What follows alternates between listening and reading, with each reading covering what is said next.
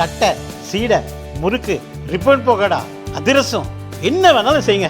ஒரே ஒரு 5 லிட்டர் இதய மந்த்ரா கடல் எண்ணெய் பேக் ஒரு மாசம் முழுசுக்கும் அத்தனை சமையல் முடிச்சு விடலாம். இதய மந்த்ரா. தினமலர் நேயர்களுக்கு அன்பான வணக்கம். நம்மோடு திராவிட இயக்க சொற்பொழிவாளரும் எழுத்தாளருமான நாஞ்சில் சம்பத் இணைந்திருக்காங்க. வணக்கம் சார். வணக்கம் தம்பி. சமீபத்திய உங்களுடைய நிறைய பேட்டிகள் பார்த்தோம். அதில் பாஜகவிடம் மதிமுக டீலிங் செஞ்சுட்டாங்க, அது தொகுதிகளாகட்டும் அமைச்சர் பதவியாக இருக்கும் அப்படின்னு எதன் அடிப்படையில் சொல்கிறீங்க? அந்த கட்சியின் ஒரு முகமாக முன்னிறுத்தப்படுகின்ற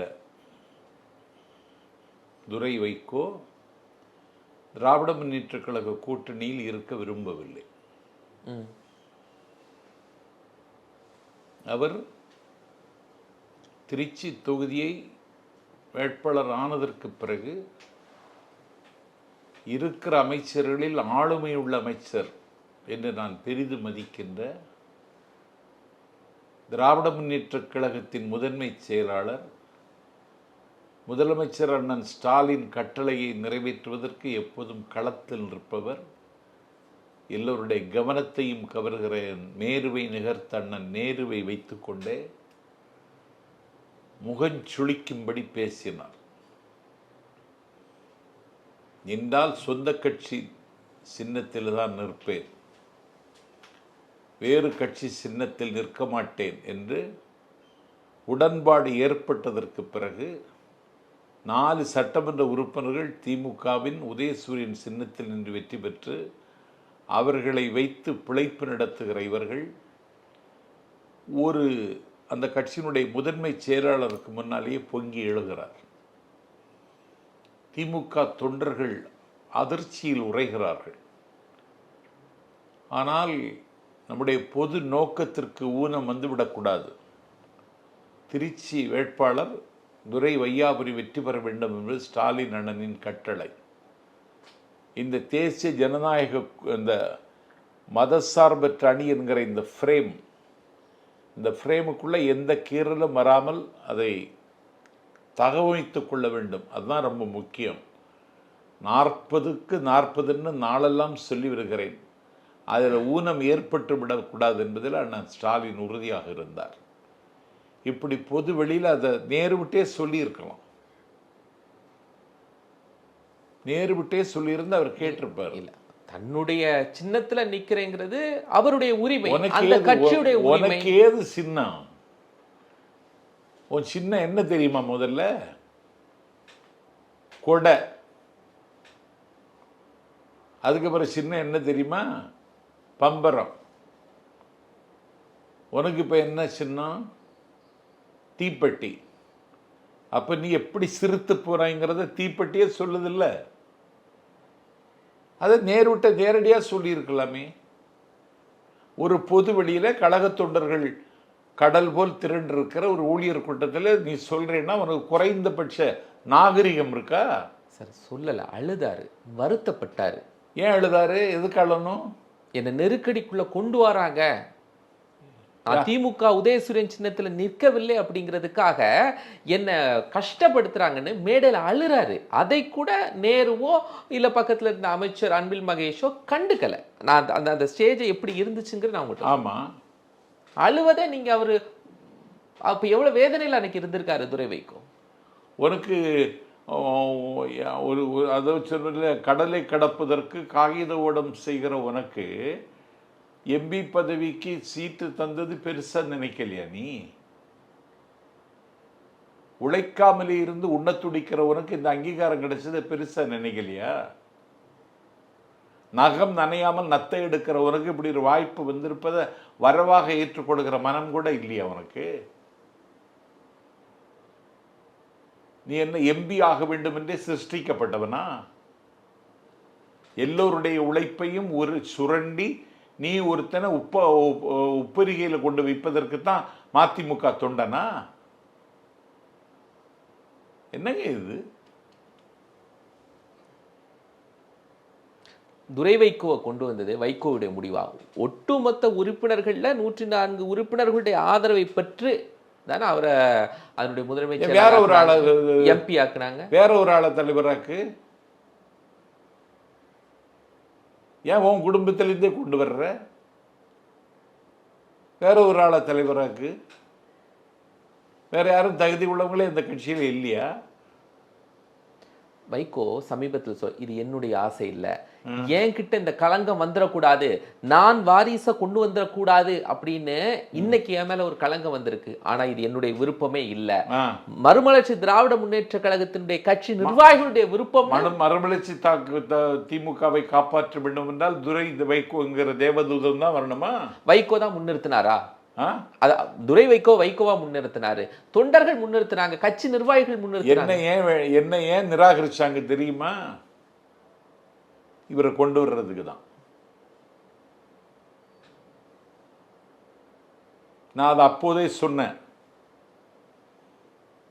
அப்போது என்ன சொன்னார் தெரியுமா வைகோ? என் மகன் தாயகம் பக்கமே வரமாட்டான்னாரு. என் மகன் தாயகம் பக்கமே வந்தது இல்லையேன்னாரு. தாயகத்தினுடைய கணக்கு வழக்குகளை அவன் பார்க்க ஆரம்பிச்சு எத்தனை வருஷம் ஆச்சு தெரியுமா? 25 வருஷம் ஆச்சு. அதை இன்னைக்காவது எங்கேயாவது சொல்லியிருக்கனா? தாயகத்தினுடைய மேலாளர் அங்கே கொண்டு போய் கணக்கு கொடுக்கணும். இந்த கட்சிக்கு வரவு செலவு பார்க்கறது அவரு.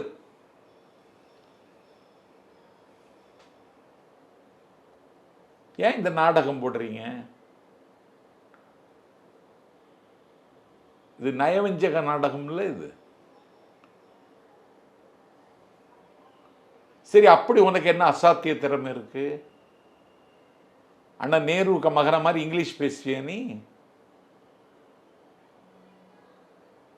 அண்ணன் நேருவினுடைய மகன மாதிரி எல்லாரையும் அரவணைப்பியா நீ? டிஆர்பி ராஜா மாதிரி இந்த நாட்டில் ஒரு தொழில்துறையை கையில் தந்ததற்கு பிறகு உலக முதலீடுகளை ஈட்டு கொண்டு வர்றானே, அவர் மாதிரி உனக்கு ஆற்றல் இருக்கா? நீ என்ன அபூர்வ பிறவியா? என்னங்க கொடுமை இது! இருக்கிறதே கொஞ்சம் பேர் தொண்டர்களுக்கு ஒரு கட்சி, அதை மீண்டும் கட்டி நிர்மாணிப்பதற்கு கடுமையான உழைப்பை செய்ய வேண்டிய வேலை நேரம். இந்த நேரம் அதுக்கிடையில் அந்த கட்சியில் ஒரு பிரச்சனையை உருவாக்க நீயே காரணமாக இருக்கலாமா? சார், அதாவது துரை வைகோவுக்காக உங்களை எல்லாம் வெளில அனுப்புறாருன்னீங்க. ஆமாம். அப்போ துரை வைகோவுடைய பதவியை நீங்கள் பிடிச்சிருவீங்க அப்படிங்கிற அச்சம் வைகோக்கு இருந்துச்சா? நான் தான் அப்படி விரும்ப மாட்டேனே. என்னையே நீ உள்வாங்கி கிடல, என்னையே உணர்ந்து கொள்ளலைன்னா நீ எவ்வளவு பெரிய மோசமான தலைவன். நான் தான் எதுக்கு ஆசைப்படாதவங்க. அப்ப மதிமுகவுடைய தலைமை பீடத்துக்கு நீங்க வந்துருவீங்க? ஆமா ஆமா, எனக்கு அப்படி ஒரு செல்வாக்கு இருந்தது. மதிமுகவுடைய அடுத்த பொதுச் செயலாளர் நீங்க தான் அப்படின்னு எனக்கு ஒரு என்ன பேசப்படுகிற இடத்துல நான் இருந்தேன். அதை நான் விரும்பல.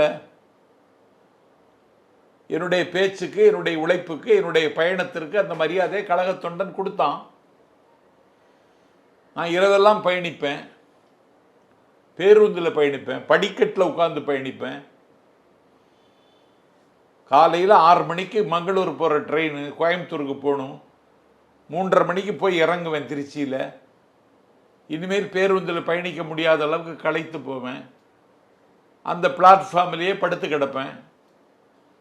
6 மணிக்கு எழுந்து அந்த ட்ரெயினில் ஓப்பன் டிக்கெட் வாங்கிட்டு அன்ரிசர்வ்டு கம்பார்ட்மெண்ட்டில் பயணம் செய்தவனா.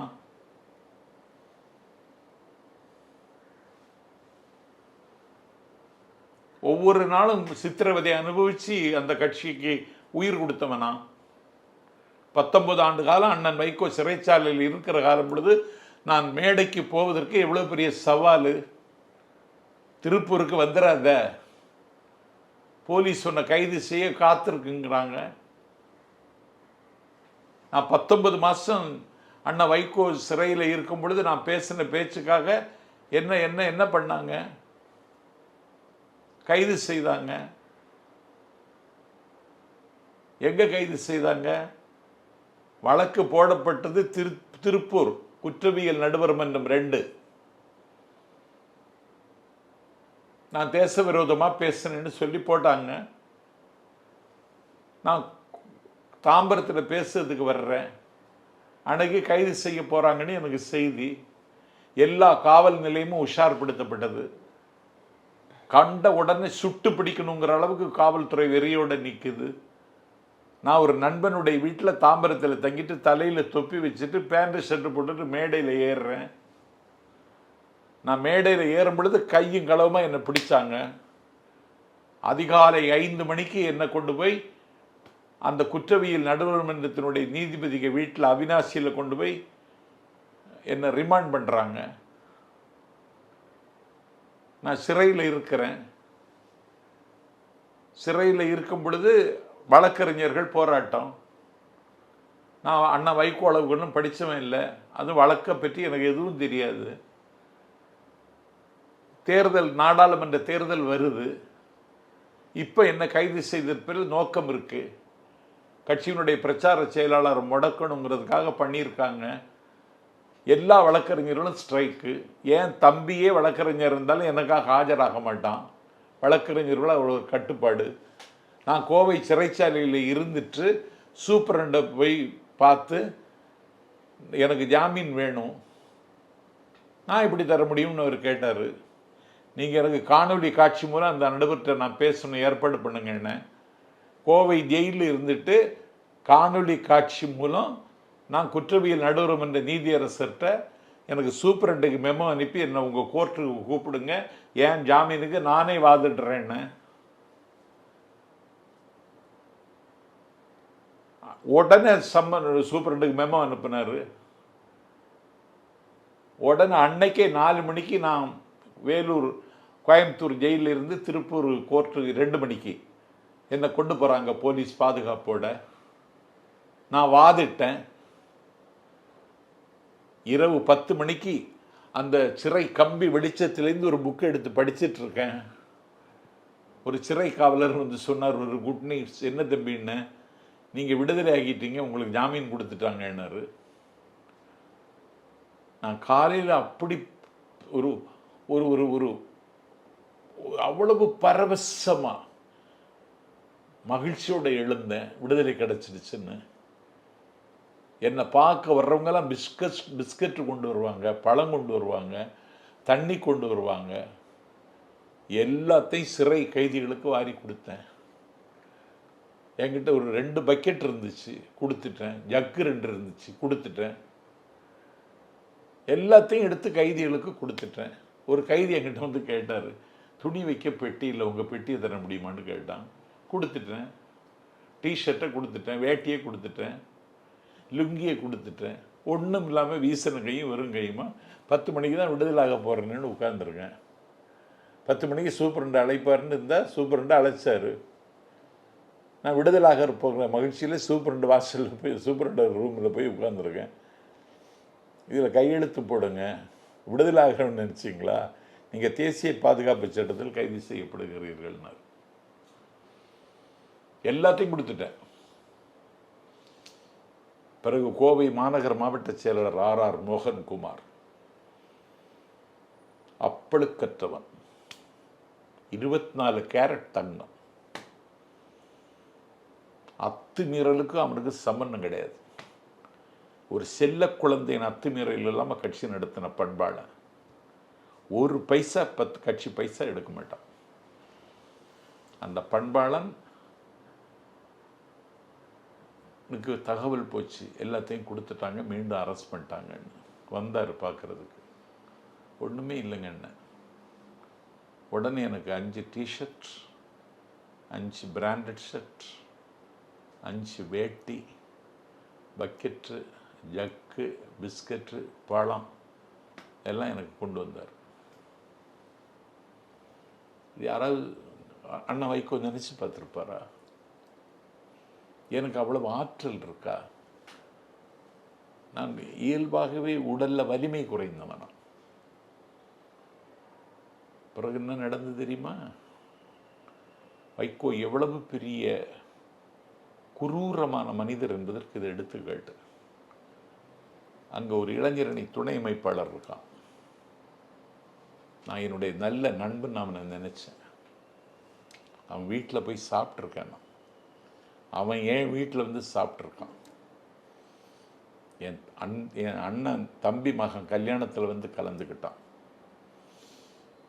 நான் அந்த கைதியாக நான் இருக்கிற காலத்தில் என்னுடைய ஜாமீனுக்கு விடுதலை கேட்ட பொழுது சொந்த இரத்த சம்பந்தமுள்ள சொந்தங்களுக்கு சொத்து ஆவணம் வேணும்னு கேட்டாங்க.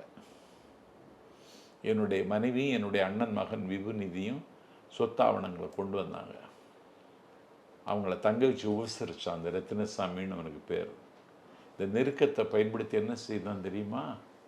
நான் ட்ரேடிங் பண்ண போகிறேன், உங்கள்கிட்ட இருக்க ரூபாயை தாருங்கன்னு கேட்டான். 4.5 லட்சம் ரூபா வாங்கினோம்.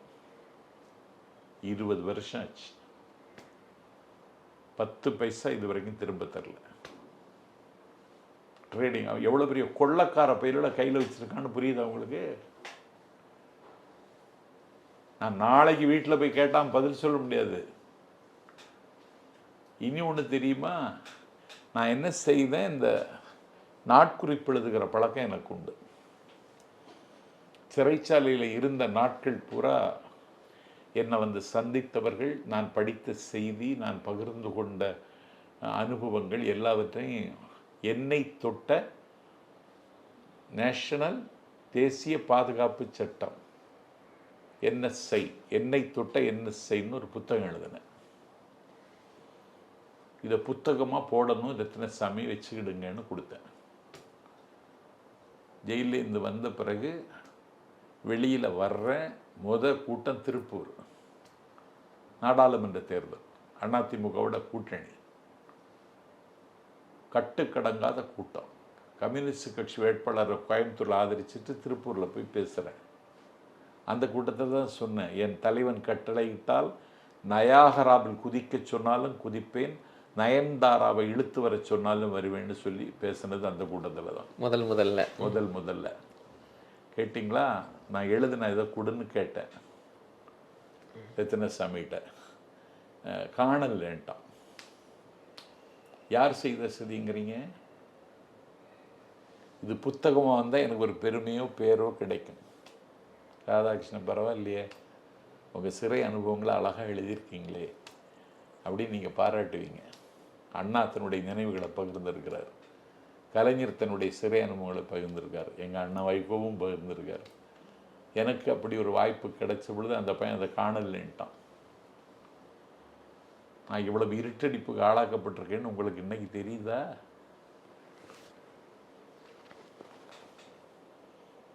ஸோ இதெல்லாம் தான் உங்களுக்கு மதிமுக மேலே உள்ள பிரச்சனை. ஆனால் எனக்கு மதிமுக பாஜக கூட சீட் ஷேரிங் நடந்துருச்சு அப்படிங்கிறதெல்லாம் ஒரு அபாண்டமான ஒரு விஷயம் இல்லை. 12 சீட்டு கொடுக்குறாங்க, அமைச்சர் பதவி கொடுக்குறாங்க, துணை முதல்வர் பதவிங்கிறீங்க. வெங்கைய நாயுடு பேரண்ட போய் கேளுங்க, கேட்பீங்களா? வெங்கைய நாயுடு பேரண்ட்ட தான் பேசுனாங்க டீலிங்கு. சந்திரபாபு நாயுடு போய் கேளுங்க, கேட்பீங்களா? நீங்கள் தான் ப்ரெஸ் ஆச்சு, உங்களுக்கு யார்ட்டையும் கேள்வி கேட்கலாம், ஹிட்லர்கிட்ட கூட நீங்கள் கேட்கலாம், கேளுங்க. எப்படி இருக்கிறங்க நாஞ்சலி சம்பத்தை வெளியில் சொல்லிட்டு இருக்கான்னு கேளுங்களேன்.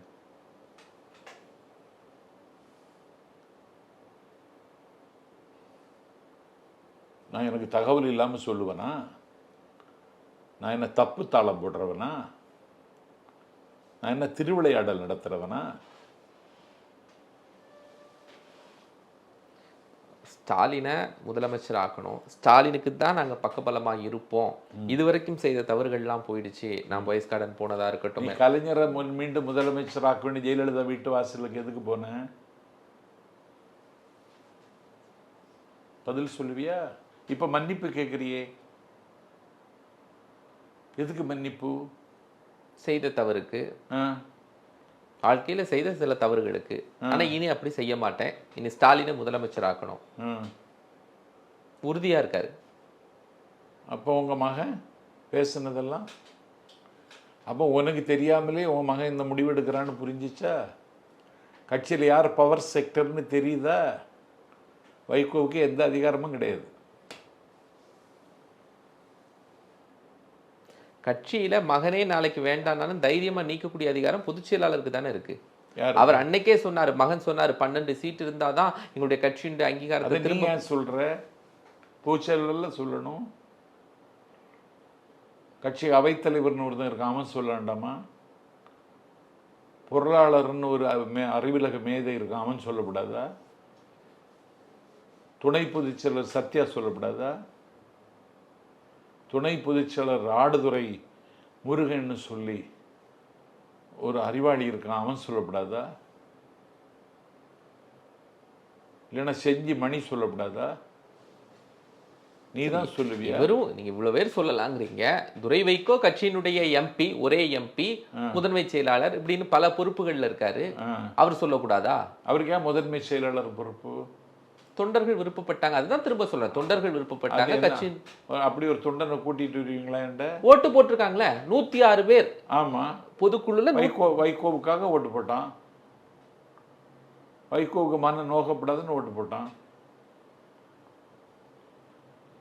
அவனுக்கு நோ அதர் வே, வேறு வழி தெரியல, ஓட்டு போட்டான். 2 பேர் போடல தெரியுமா? ஆமா. அந்த 106 ஓட்டை விட அந்த 2 ஓட்டுக்காக வெயிட்டு கூட.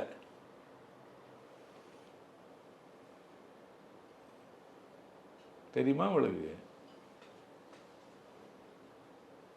அது 106 பேர்ல ஒரு 50 பேர் கூட துரை வைகோவுக்காக ஓட்டு போடலையா? போடவே மாட்டாங்க. 25 ஆண்டுகள் வைகோவுக்கு தான் போட்டாங்க. 25 ஆண்டு காலமா கட்சியில கணக்கு வழக்குகள்லாம் பார்த்து ஒரு அவங்களோட முழு தொடர்புல இருக்காங்க. அதுக்காகவாது ஓட்டு போட்டிருக்க மாட்டாங்க? இல்லையே, அப்படி போடுறதுக்கான எந்த தகுதியும் அந்த தம்பிகிட்ட இல்லையே. நான் உங்கள்கிட்ட ஏற்கனவே சொன்னேன்னு தெரியல. கட்சிக்கு நான் வர்றது மாதிரி மீண்டும் நான் ஆமா வந்தீங்க, சென்னையில வந்தீங்க அப்படிங்கிற தகவல். ஆமா, இதெல்லாம் என்னது இது? நான் அப்படி அப்ப டீலிங் நடந்திருக்கு, முடிஞ்சாச்சு. நடந்திருக்கு இல்ல, முடிஞ்சாச்சு.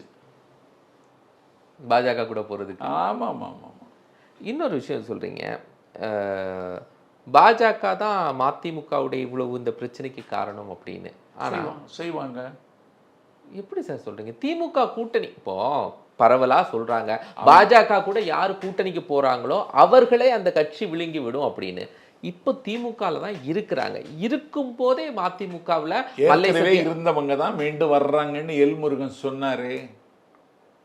ஆரேடா சொன்னாய் நீன்னு கேட்டிருக்க வேண்டாமா?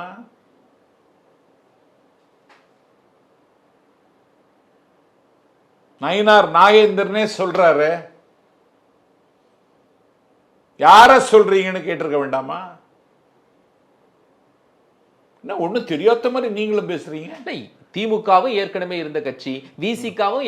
திமுக என்ன சொல்லுது? அதனாலதான் முத்திரத்தினத்தை சேர்த்தாங்க.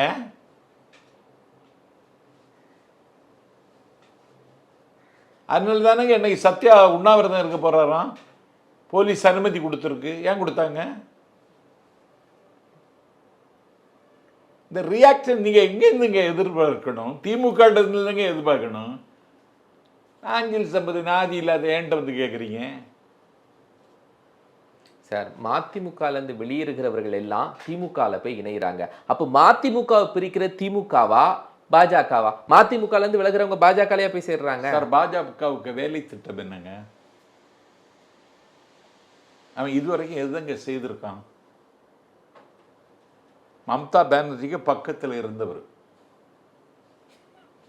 இன்னைக்கு அவன் தான் பிஜேபியினுடைய தலைவன். எங்க மேற்கு வங்காளத்தில்.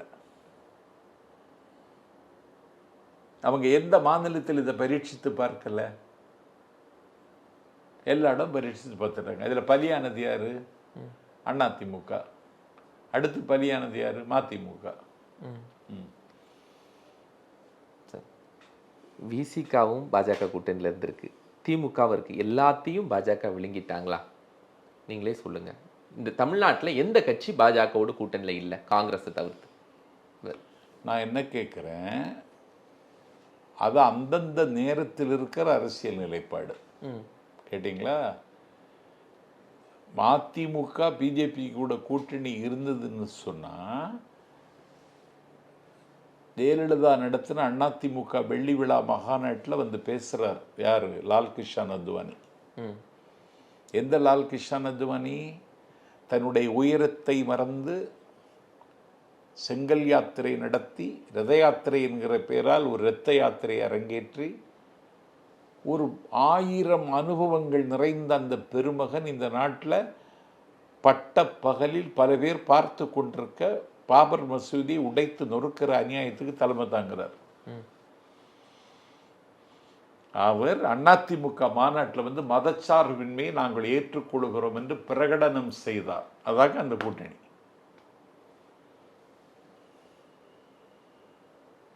கூட்டணியான சும்மாவா? அத்வானி ஒத்துக்கிட்டார். அத்வானி யாரு? செகண்ட் லீடர் அவர் தான் பிஜேபியில்.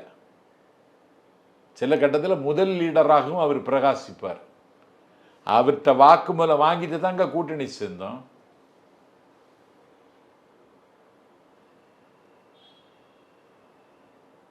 அதனால் நாங்கள் கூட்டணிக்கு எடுத்த நிலைப்பாட்டில் எங்களுக்கு நியாயம் இருக்கு சொன்னாங்க, எடுத்தோம். நாங்கள் தமிழ்நாட்டுக்கு நன்மை செய்தோம். சேது சமுத்திர திட்டம் எப்படி வந்துச்சு? பார்லமெண்ட்டில் அறிவிக்க வேண்டியது அண்ணா வைகோ நடத்தின பொதுக்கூட்டத்தில் அறிவித்தார் அடல் பிகாரி வாஜ்பாய். நெய்வேலி லிக்னைட் கார்பரேஷனை அத்தானியா அம்பானியா ஏதோ ஒருத்தன் வாங்க போகிறான்னு செய்தி வந்துச்சு. வாஜ்பாய் பிறந்த நாளுக்கு அவருக்கு வீட்டுக்கு போனார் அண்ணா வைகோ. உங்கள் பிறந்த நாள் பரிசாக எனக்கு இதை தாருங்கன்னு கேட்டு நெய்வேலி லிக்னைட் கார்பரேஷன் பொதுத்துறை நிறுவனமாக இயங்கும்னு அறிவித்தார் Atal Bihari Vajpayee. Common minimum program sketch போட்டு கொடுத்ததே அண்ணா வைகோ தான். என்னுடைய தமிழ் மொழி கிளாசிக்கல் லாங்குவேஜ்னு முதல்ல உலகத்துக்கு சொன்னவன் ஃபாதர் கால்டுவெல். அதை நிலை நிறுத்தினவன் சூரிய நாராயண சாஸ்திரி என்கிற பரிதிமார் கலைஞர். அதை ஆய்வு செய்து நிறுவி தரவுகளையும் ஆதாரங்களையும் எழுதி சேர்த்து அதை ஒரு பெரிய அளவில் செய்தவன் மொழி ஞாயிறு தேவனைய பாவாணர். என்னுடைய மொழிதான் கிரேக்கத்தை விட, லத்தீனை விட, ஈப்ருவை விட, சீனத்தை விட, சான்ஸ்கிரிட்டை விட ஒரு ஒரு ஒரு கிளாசிக்கல் லாங்குவேஜ் செம்மொழிக்கு 11 தகுதிகள் இருக்குமானால் அந்த 11 தகுதிகளும் உள்ள ஒரே மொழி என்னுடைய தமிழ் மொழி. இதை காமன் மினிமம் புரோகிராமில் சேர்த்து அதை அறிவிக்க சொன்னது யாரு? எங்க கூட்டணி தான்.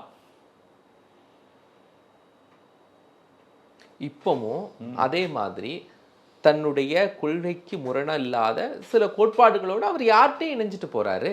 இணையட்டும், வாழ்த்துக்கள். அப்போ திமுகவில் வைகோவுக்கான இடம் இப்போ இல்லை அப்படிங்கிறீங்க உங்க பார்வையில்? எனக்கு அப்படி தெரியுது. பாஜக அதிமுக கூட்டணி தான். ஆமா, முடிவா? ஆமா, பாஜக அதிமுக கூட்டணி தான். மத்திய அமைச்சர் பதவி கொடுக்கலான்னு சொல்லியிருக்காங்களாம். கிடைத்துவிடும். கிடைக்கட்டும், வாழ்த்துக்கள். சார், இன்னைக்கு இருக்கக்கூடிய அரசியல் ஸ்ட்ராட்டஜியில் ஒரு கேள்வியை மட்டும் நான் முன் வச்சிடறேன். இன்னைக்கு திமுகவுக்கு ரொம்ப பலமான ஒரு சிச்சுவேஷன் இருக்குன்னு நீங்கள் நினைக்கிறீங்களா? கண்டிப்பாக, நிச்சயமாக, உறுதியாக. வைகோ இல்லைனாலும் பலமாக இருக்கும். வைகோ ஒரு பேச்சா பீரங்கி, அவர்லாம் எதிரணிக்கு போனால் திமுகவுடைய அடித்தளம் எப்படி நகரும் அப்படின்னு தெரியும். பாருங்க, அன்வர் ராஜா வந்துட்டாரு. அதிமுக வைகோவும் அன்வர் ராஜாவும் ஒண்ணுங்களாங்க? ஏங்க, அவர் எம்பியா இருந்தவருங்க, பக்போர்டு வாரிய தலைவராக இருந்தவருங்க. மக்கள் சக்தின்னு ஒன்று இருக்கு. சேதுபதி சீமையில் அந்த கட்சியை நடவு செய்தவருங்க. தமிழ்நாடு முழுவதும் நடையாக நடந்த வைகோவிற்கும் சேதுபதி சீமையில் இருந்த ஒருத்தரும் ஒன்னான்னு கேட்கல. திமுக பலமா இருக்குங்கிறதுக்கு ஒரு அடையாளம். ஆதி அதிமுக தொண்டில் இருக்கிற நிர்வாகி திமுகக்கு வந்துட்டார். பாதியில் வந்தவன் எடப்பாடி, ஆதியிலிருந்து வந்தவரை நீக்கிட்டான். அவர் இனிமேல் திராவிட இயக்கம்னா திமுக தான் முடிவு பண்ணி வந்துட்டார். இதனால திமுக பலமாயிடுச்சு, நிறைய பலமாயிடும். வர வர வர நாளையிலிருந்து பாருங்க, ஒவ்வொரு ஆளா வருமா. விஜய் போன்ற நபர்கள்லாம் அரசியல் களத்துக்குள்ள வரக்கூடிய நேரத்தில் திமுக பலமாயிட்டு அப்படின்னு எதை வச்சு சொல்றீங்க சார்? ஏன்னா நீதி உயிரோடு இருக்குமானால், நியாயத்திற்கு சக்தி இருக்குமானால், அறம் தன்னுடைய இயல்பை இழந்து விடாமல் இருக்குமானால், மனிதம் நொண்டாமல் இருக்குமானால், தமிழ்நாட்டு மக்களுக்கு மனச்சாட்சி இருக்குமானால் அவர்கள் திமுகவை தவிர இன்னொரு கட்சியை ஓடுபட முடியாது. இளம் தலைமுறையும் இளம் தலைவர்களையும் வரவேற்கக்கூடிய நாஞ்சில் சம்பத் ஏன் ஒரு குடும்ப ஆட்சி மீண்டும் மீண்டும் வரணும்னு நினைக்கிறீங்க? இது குடும்ப ஆட்சின்னு நான் நினைக்கல. ஏன்னா ஒரு பாசிஸ்ட் பெரு வெள்ளம் தமிழ்நாட்டுக்குள்ள நுழையிறதுக்கு சந்தர்ப்பம் பார்த்துட்டு இருக்கு. அந்த பாசிச வெள்ளத்தை தடுக்கிற அணையாக என் அண்ணன் ஸ்டாலின் இருக்கிறார். அதற்காக குடும்ப ஆட்சியை நீங்க அக்செப்ட் அதை குடும்ப ஆட்சின்னு நான் சொல்ல மாட்டேன். ஒரு இளைஞர் வராருல்ல, புதிய மாற்றத்தை கொடுக்கணும்னு வராரு. அது அவருக்கே நாஞ்சில் சம்பத் குரல் கொடுக்க கூடாது. அவரை வந்து கூப்பிட சொல்லுங்க. என்ன என் கேள்விக்கு ஒரு பதில் சொல்லட்டும், அதுக்கப்புறம் யோசிப்போம். விஜய் அழைத்தால் நாஞ்சில் சம்பத் பேசுவார். ஆமா, மேடைகள் இல்லையா இல்ல விஜயோட? அது விஜய் தான் தீர்மானிக்கணும். ரொம்ப மகிழ்ச்சி சார். தேர்தல் களம் வருகிற போது இன்னும் தொடர்ந்து உங்கள்கிட்ட நிறைய விஷயம் பேச வேண்டியது இருக்கு. நேயர்களே, மற்றும் ஒரு நிகழ்ச்சி சந்திக்கலாம். நன்றி.